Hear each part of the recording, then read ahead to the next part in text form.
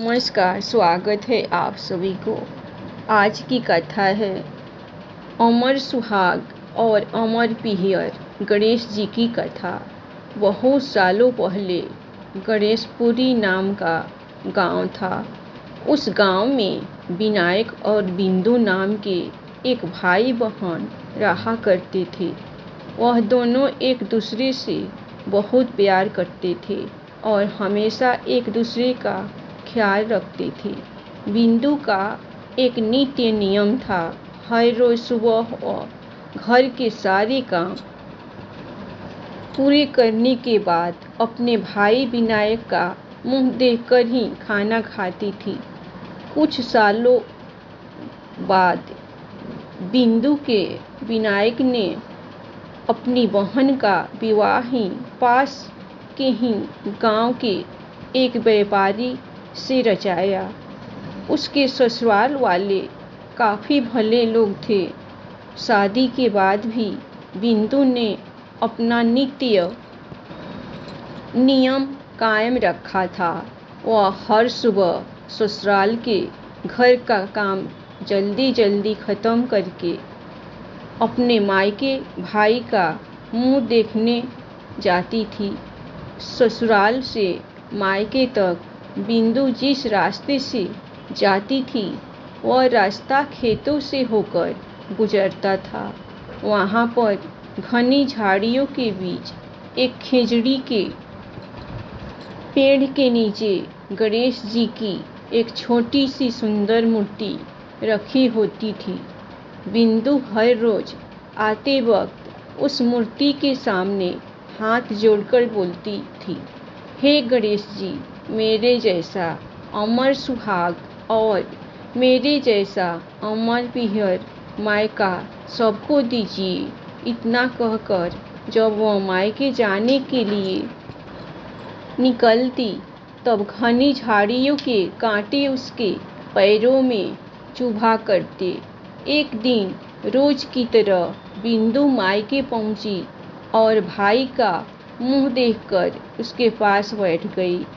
उस वक्त उसकी भाभी की नज़र बिंदु के पैरों पर गई। भाभी ने पूछा कि आपके पैरों में क्या हुआ है। वह सुनकर बिंदु ने जवाब दिया कि आते वक्त खेतों की घनी झाड़ियों के बीच गिरे हुए कांटे मेरे पाँव में चुभ गए हैं। उसके बाद जब वह वापस अपने ससुराल लौट गई तो भाभी ने अपने पति विनायक से कहा कि आपकी बहन के पैरों में कांटे चुभ गए हैं, कल फिर से ना चुभे, इसलिए आज ही आप रास्ता साफ करवा दीजिए। और सुनते ही विनायक ने उसी वक्त कुल्हाड़ी उठाई और खेतों की घनी झाड़ियाँ काटकर रास्ता साफ कर दिया। लेकिन झाड़ियाँ काटते वक्त उसके हाथों एक गलती हो गई और झाड़ियों के साथ साथ गणेश जी की मूर्ति भी वहाँ से हटा दी गई और इसी बात पर भगवान गणेश जी नाराज हो गए और भाई विनायक के प्राण हर लिए। अगली सुबह जब अंतिम संस्कार हेतु गांव के लोग विनायक को ले जा रहे थे तब उसकी पत्नी ने रोते हुए कहा, रुकिए, इनकी बहन आने वाली है। उसका नियम है कि वह अपने भाई का मुंह देखे बिना नहीं रह सकती।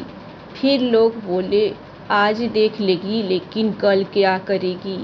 दूसरी तरफ बिंदु रोज की तरह अपने भाई से मिलने ससुराल से आ रही थी। रास्ते में आते वक्त उसे रास्ता साफ सुथरा दिखाई दिया, लेकिन उसका ध्यान जब रोज की तरह विनायक जी के स्थान पर गया तब उसने देखा कि गणेश जी मूर्ति अपने स्थान पर नहीं है।